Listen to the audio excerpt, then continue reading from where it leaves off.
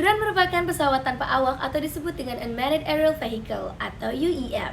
Drone dikendalikan oleh penerbang atau pilot, berfungsi dengan kendali jarak jauh dan mampu mengendalikan dirinya sendiri menggunakan hukum aerodinamika.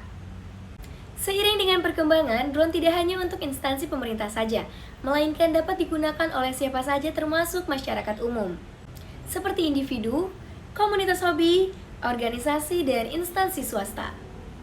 Drone yang aman untuk hobi dan kreasi menurut Peraturan Menteri Perhubungan PM 163 tahun 2015, yang pertama tidak lebih dari 7 kg. Yang kedua, tidak dioperasikan pada malam hari. Yang ketiga, kecepatan di bawah 87 knot. Yang keempat, tipe pesawat bersertifikat Restricted Aircraft. Yang kelima, flight visibility minimum 4,8 km. Dan yang terakhir, jarak dari awan minimum 150 meter vertikal dan 600 meter horizontal. Sejarah drone dunia. Drone menggunakan hukum aerodinamika dalam penerbangannya, sehingga alat ini mampu diterbangkan tanpa awak atau secara autopilot. Teknologi ini sudah diciptakan lebih dulu. Drone mulai muncul pada awal abad ke-19, tepatnya sebelum Perang Dunia ke-1. Pertama kali diciptakan pada tanggal 22 Agustus 1849, dengan penyesuaian teknologi pada zaman itu. Hal ini terjadi ketika tentara Austria menyerang kota Venesia dengan balon udara tanpa awak yang diisi dengan bahan peledak. Sejarah penggunaannya di bidang non-militer dimulai pada tahun 2006 yang dikutip dari laporan Wall Street Journal. Pemerintah menggunakannya untuk bantuan bencana, pengawasan perbatasan, dan pemadam kebakaran. Kemudian, berbagai perusahaan agrikultur mulai menggunakan teknologi ini untuk menyemprotkan pestisida pada lahan pertanian dan memeriksa saluran pipa. Semakin pesat perkembangan drone, maka Indonesia juga kini menggunakannya. Di Indonesia biasanya digunakan untuk pengambilan foto, video, dan kegiatan jurnalistik. Keuntungan menggunakan teknologi ini bagi jurnalis adalah tidak membahayakan nyawa jurnalis ketika harus mengambil foto di lokasi yang berbahaya. Di Indonesia, teknologi ini mulai masuk pada tahun 2000-an. Selanjutnya ada kawasan udara terlarang. Yang pertama, ruang udara di atas Istana Presiden. Yang kedua, instalasi nuklir. Dan yang terakhir, di atas objek vital nasional. Selanjutnya yaitu kawasan udara terbatas. Yang pertama ada markas besar TNI. Yang kedua, pangkalan udara TNI. Yang ketiga, kawasan latihan militer. Yang keempat, kawasan operasi militer. Yang kelima, kawasan latihan penerbangan militer. Yang keenam, kawasan latihan penembakan militer. Yang ketujuh, kawasan peluncuran roket dan satelit. Dan yang terakhir, ruang udara di atas kegiatan setingkat kepala negara atau kepala pemerintahan.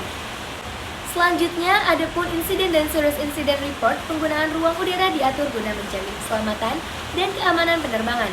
Contohnya, TNI dan 8 menginformasikan kegiatannya yang menggunakan ruang udara. Pada tahun 2014, UEF terbang melintasi nuclear power plant di Prancis. Pada tahun 2015, UEF jatuh di pelataran Gedung Putih Amerika Serikat. Dan yang terakhir, pada tahun 2015, balon mengganggu keselamatan penerbangan di Jawa Tengah dan di Jawa Timur. Selanjutnya, pemberian izin khusus UEF. Yang pertama hanya untuk kepentingan pemerintah tertentu, diantaranya patroli batas wilayah negara, patroli wilayah laut negara, pengamatan cuaca, pengamatan aktivitas hewan dan tumbuhan di Taman Nasional, survei dan pemetaan. Selanjutnya, untuk kepentingan pemotretan, perfilman, dan pemetaan perlu izin dari instansi yang berwenang sesuai peraturan perundangan yang berlaku. Adapun selanjutnya persyaratan yang harus dilengkapi antara lain spesifikasi teknis airborne system, spesifikasi teknis ground system, maksud dan tujuan pengoperasian, rencana pengoperasian atau flight plan, prosedur emergency, dan izin khusus diberikan oleh Ditjen Perhubungan Udara untuk kepentingan keselamatan. Dan yang terakhir, izin khusus diberikan oleh Ditjen Perhubungan Udara untuk kepentingan keselamatan penerbangan. Selanjutnya, pengajuan izin khusus untuk kepentingan pemerintah atau hal tertentu. Yang pertama, pengajuan izin khusus H-14 hari kerja ke DJU. Izin khusus harus diperoleh sebelum terbang.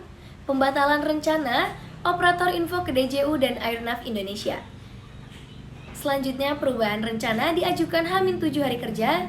Dan yang terakhir, izin khusus keluar, operator segera berkoordinasi dengan Airnav Indonesia. Peraturan Undang-Undang Nomor 1 Tahun 2009, Pasal 421 Ayat 2. Setiap orang membuat halangan dan atau melakukan kegiatan lain di kawasan keselamatan operasi penerbangan yang membahayakan keselamatan dan keamanan penerbangan sebagaimana dimaksud dalam pasal 210 dipidana dengan pidana penjara paling lama 3 tahun dan atau denda paling banyak 1 miliar. Selanjutnya pasal 210, setiap orang dilarang berada di daerah tertentu di bandar udara, membuat halangan dan atau melakukan kegiatan lain di kawasan keselamatan operasi penerbangan yang dapat membahayakan keselamatan dan keamanan penerbangan, kecuali memperoleh izin dari otoritas bandar udara. Yang dimaksud dengan kegiatan lain antara lain adalah kegiatan bermain layang-layang, menggembala ternak menggunakan frekuensi radio, melintasi landasan, dan kegiatan yang menimbulkan asap. Selanjutnya, fungsi dan kegunaan drone. Yang pertama, di bidang militer. Dalam dunia militer, benda ini tidaklah asing lagi, biasanya berfungsi untuk mengawasi zona musuh dan melakukan penyerangan agar tidak membahayakan nyawa anggota militer. Selanjutnya, industri pertanian. Penggunaannya dalam industri pertanian tidak kalah penting, yaitu untuk penanaman benih, penyemprotan pupuk pada tanaman, pemetaan, dan survei tanaman. Selain itu, pesawat tanpa awak ini juga dapat melihat potensi suatu lahan. Drone bagi seorang fotografer profesional. Dalam dunia fotografer profesional, keberadaan drone sangat membantu kualitas gambar yang ditangkap. Dengan menggunakan teknologi ini, akan lebih luas dan akan memberikan kesan foto yang out of the box. Karena tidak hanya memotret pemandangan, juga bisa digunakan untuk memotret sebuah kota. Selanjutnya, jenis-jenis drone. Yang pertama ada quadcopter, yang kedua ada RTF drone, yang ketiga ada trick drone, dan yang terakhir ada helikopter drone. Nah, itu tadi merupakan penjelasan mengenai apa sih itu drone.